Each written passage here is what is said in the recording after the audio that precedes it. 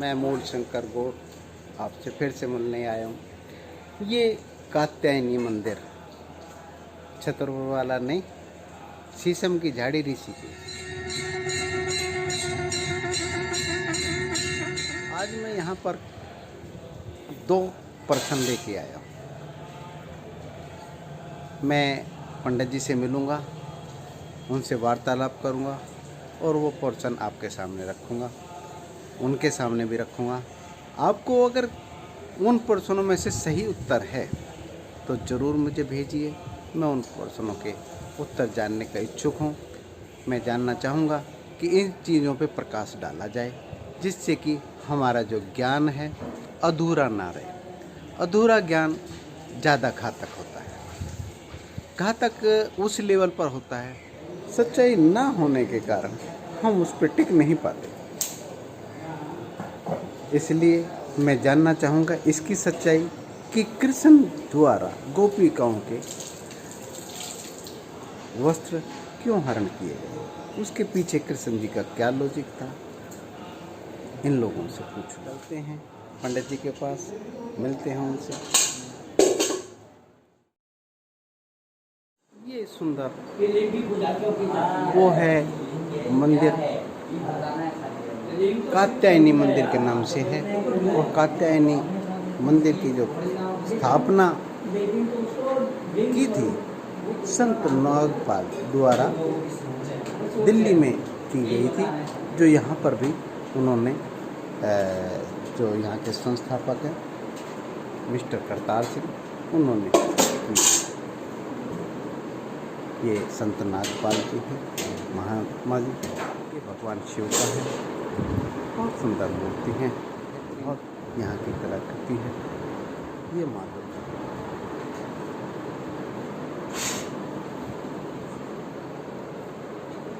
ये भगवान राम की,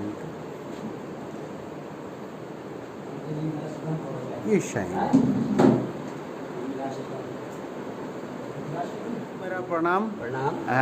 ये कात्यायनी मंदिर में आप अच्छा पुजारी का काम कर रहे हैं, वर्षों से कर रहे हैं। मैं आपका शुभ नाम? मेरा शुभ नाम वेद किशोर शर्मा। विष्णु शर्मा। वेद किशोर शर्मा। वेद किशोर शर्मा। पंडित जी, आप कितने समय से पुजारी का काम करते आ रहे हैं? ये लगभग 15-16 साल हो गए। अच्छा, 15-14 साल। आपने आचार्य किया है? हाँ, मैंने शास्त्री किया है। शास्त्री किया। अच्छा, तो ये मैं मुझे काफ़ी समय से मेरे दिमाग में एक प्रश्न घूम रहा था कि शिव को लिंग के रूप में क्यों पूजा जाता है, इसका किस प्रकार से व्याख्या की जाती है। क्योंकि कहीं ना कहीं मैंने सुना है कैसे कबूतर सिखाया गया, कबूतर तो उड़ गया, क्या याद रह गया। तो ये लिंग के रूप में क्यों पूजा जाता है शिव को, और ये हमारे महात्मा लोग, ऋषि लोग क्या हमें बताना चाहते थे? देवी देवता भी हमें कहाँ पे हमें कोई ज्ञान देना चाहते हैं? इसके पीछे कुछ छुपा हुआ है, थोड़ा सा आप उस पर प्रकाश डालें। शिवलिंग की पूजा हम मतलब वो तो लिंग हम उसको मान रहे हैं ना कि ये एक लिंग है शिव का, लेकिन शिव लिंग नहीं हो। क्या है, शिव स्वयं एक साक्षात पार ब्रह्म परमेश्वर शिव अपने यहाँ पे हो, लेकिन उनको हम लिंग जो है उनके रूप में हम उनको शिव की पूजा कर रहे हैं, ना कि लिंग की पूजा कर रहे हैं। शिव भगवान शंकर की पूजा कर रहे हैं, साक्षात पार ब्रह्म परमेश्वर है वो महादेव जी। पर ये लिंग के रूप में ही क्यों, मूर्ति के रूप में हमने लिंग ही नाम क्यों दिया, उसको कुछ कान क्यों नहीं नाम दे दिया? आप क्यों नहीं? इसके अलग अलग भ्रांतियाँ, अलग अलग मत हैं कि कुछ लोग इसको ये भी मानते हैं कि एक समय क्या था कि ये दक्ष प्रजापति कनखल में जो हैं यज्ञ कर रहे थे। कनखल बोले तो ऋषि के? हरिद्वार। अच्छा, हरिद्वार। कनखल में दक्ष प्रजापति है जी जी, वहाँ यज्ञ कर रहे थे जी। तो उन्होंने क्या हुआ कि भोले शंकर को उसमें यज्ञ में आमंत्रित नहीं किया था। अच्छा। तो आमंत्रित नहीं करने से क्या हुआ कि उनकी जो लड़की थी दक्ष प्रजापति की सती, वो जो है रुष्ट हो गई उनसे, अपने पिता से, कि आपने सभी देवताओं को तो यज्ञ में आमंत्रित किया है, मेरे पति को क्यों नहीं किया है। तो उससे क्या है कि उन्होंने सती ने वहीं उसमें जब यज्ञ हो रहा था, यज्ञ कुंड में अपने प्राणों की आहुति दी थी, सती हो गई थी वहाँ। जी। तो जब भोले शंकर बाद में आए, उनको पता लगा कि मेरी पत्नी सती हो गई है वहाँ, तो वो आए वहाँ पे, उन्होंने देखा तो फिर रुष्ट, बहुत क्रोधित रुष्ट हुए वो। तो रुष्ट होकर के वो नृत्य करने लगे, नाचने लगे, इधर उधर भटकने लगे अपनी पत्नी के वियोग में। तो भटकते भटकते इधर उधर जब वो एक समय क्या हुआ कि वो ऋषियों के आश्रम में चले गए। ऋषियों के आश्रम में गए तो वहाँ पे उस समय ऋषि मुनि जो हैं भिक्षाटन के लिए गए हुए थे। ऋषि की पत्नियाँ वहाँ आश्रम में रह रही थी। तो जब वो आश्रम में पहुँची वहाँ पर शिव जी, तो उन्होंने उनसे फिर ऋषि मुनि की पत्नियों ने उनसे पूछा कि आप कौन हैं और यहाँ पर क्या कैसे भटक रहे हैं। तब उन्होंने अपना परिचय दिया भोले शंकर ने कि मैं भगवान हूँ, शिव हूँ। तो वो ऋषि पत्नियाँ उन पर आसक्त हो गई फिर उस समय भोले शंकर पे। तो जब वो उन पे आसक्त हो गई तो भोले शंकर अपने शिवलोक को जाने लगे, कैलाश पर्वत पे। जब वो जाने लगे तो उनकी ऋषि पत्नियाँ उनके पीछे पीछे चली गई हैं। और ऋषि जब अपने आश्रम में वापस आकर देखा उन्होंने, यहाँ पर तो हमारी पत्नियाँ नहीं हैं, कहाँ चली गई हैं। तो उन्होंने ध्यान लगाया, ध्यान योग के द्वारा उन्होंने पता कि ये तो भोले शंकर के पीछे पीछे जा रही हैं। तब उन्होंने वो वहाँ पर भोले शंकर के पास गए ऋषि मुनि। तो उन्होंने भोले शंकर को बोला कि हाँ, आप तो हमारी पत्नियों का हरण करके ले आए यहाँ, आप तो पत्नी चोर हो। इस प्रकार से उनको अवहेलना करने लगी। तो तब उन्होंने भोले शंकर को शाप दिया था ऋषियों ने कि आप जो हमारे पत्नियों को आसक्त करके ले गए हैं, तो उससे आपका क्या होगा कि लिंग नष्ट हो जाएगा।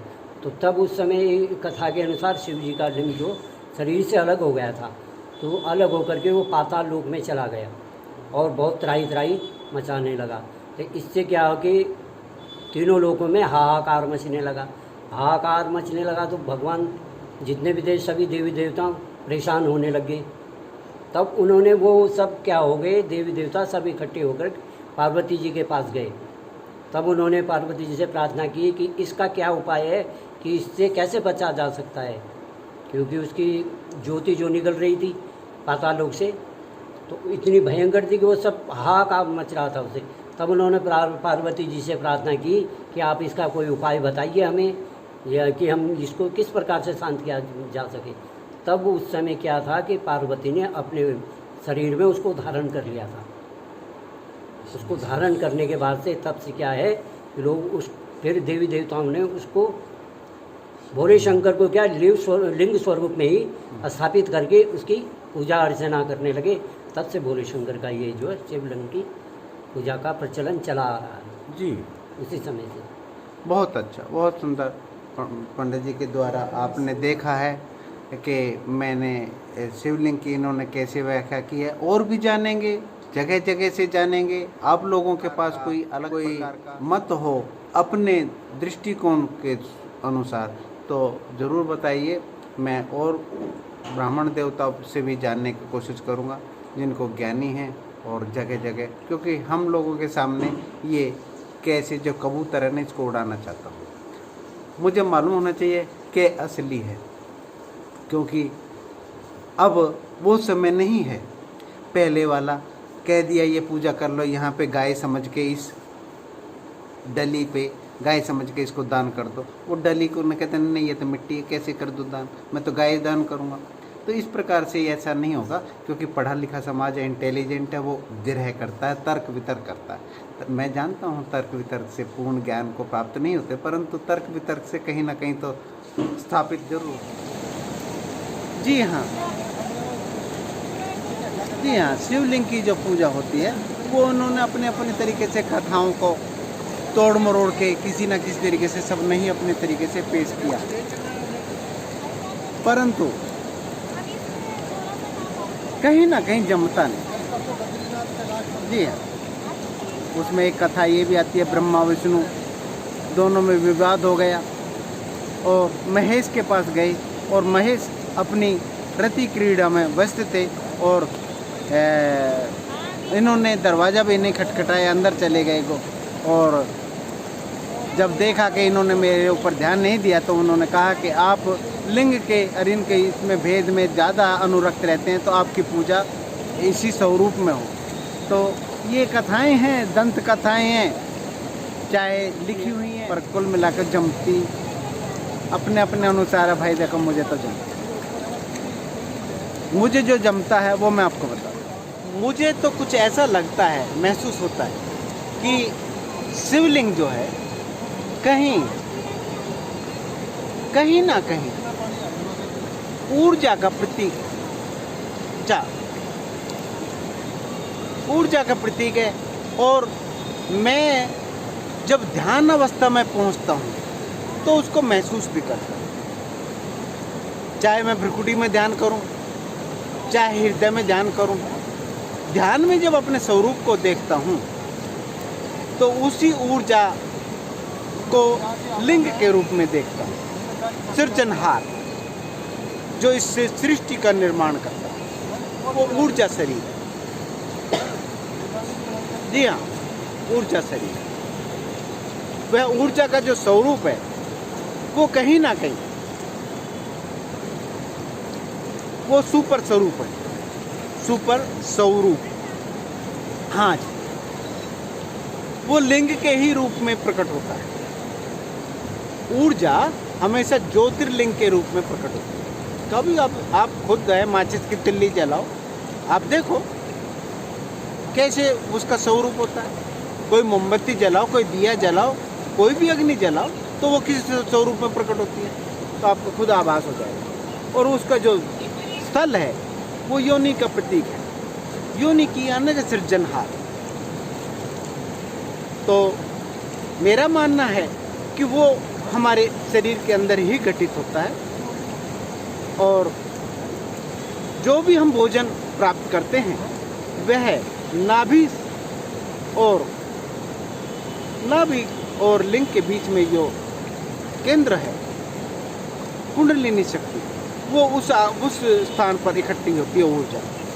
और जब हम ध्यान करते हैं तो वह ऊपर की तरफ गति करती है। ध्यान करते हैं तो ध्यान की अग्नि से प्रज्वलित होकर वो अग्नि ऊपर की तरफ बढ़ती है। वो लिंग अर्थात जागृत हो जाता है ज्योति के स्वरूप में, और वो ब्रह्मांड तक पहुंचता है। ये हमारी जो खोपड़ी है ये ब्रह्मांड का स्वरूप है। और जो ज्योति है वो पूरा का पूरा ज्योति के रूप में प्रकट होता है। रसिया ने आज से 40 साल पहले एक फोटोग्राफी का मशीन बनाई थी, जिससे कि वो फोटो खींचे जाते थे ऊर्जा शरीर। जी हाँ, ऊर्जा शरीर। और ऊर्जा शरीर जो है ना, जब फोटो खींचे गए, ये बच्चा इंटरेस्टेड ले रहा था कहीं ना कहीं मैं भी फोटो में आ जाऊं। मैं बैठ, ये पवित्र आत्माएं हैं जो गंगा जी के स्थल में घूमती रहती हैं। कहाँ के हैं, कहाँ से हैं ये तो पता नहीं, परंतु कुल मिला के अब ये यहाँ पे हैं और गंगा जी के स्थल पे रहते हैं। तो कहने का चलो खैर मैं टॉपिक पे आता हूँ। तो ऊर्जा शरीर हमारा, उसको लिंग स्वरूप में देखते हैं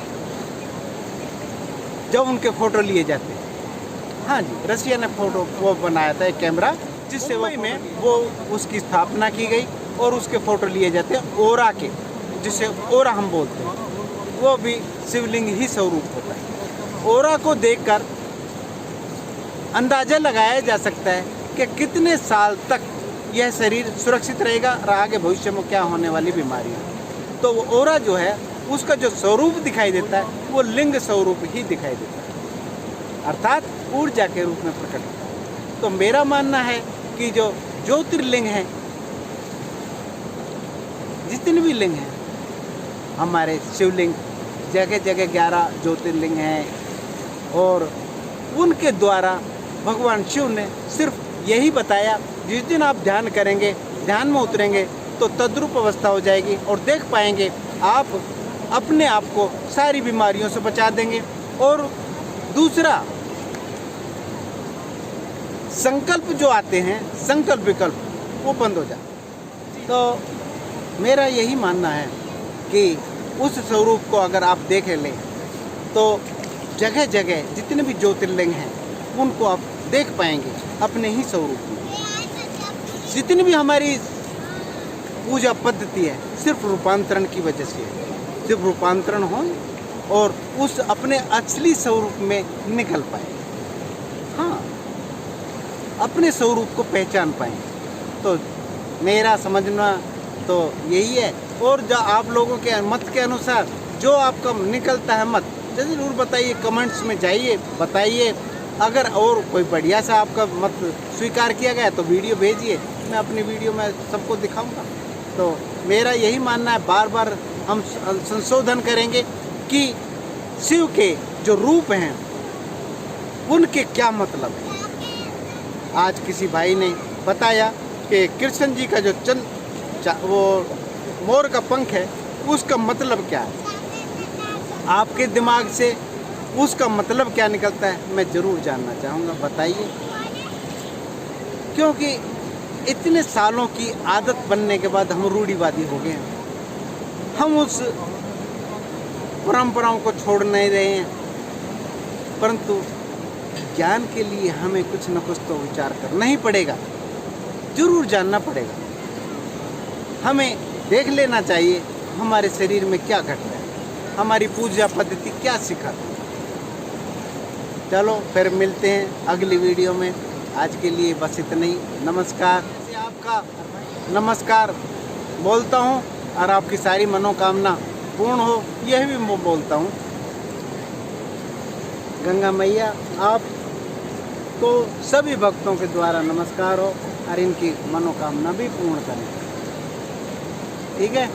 और भाई अब लाइक तो बनता है, शेयर भी बनता है, और कर दिया करो। ठीक, नमस्कार। जो भी है आपका हूँ, कोई गलतियाँ हैं तो बताइए कमेंट्स बॉक्स में जाके। हाँ, अब शब्दों का उपयोग ना मैं करूँगा और ना आप कीजिए, क्योंकि उससे हमारी सभ्यता खराब होती है। मेरा तो कुछ नहीं जाएगा, आपके अंदर वो जो कोयला ना गर्म, आपने ठंडा करके रख लिया तो हाथ काले कर देगा, जेब काली कर देगा। आप अपने ठंडे दिमाग से पूछिए। ये एक चैनल ऐसा रखना चाहता हूँ जिसके द्वारा ज्ञान की चर्चा हो सके। नमस्कार। हरिओम।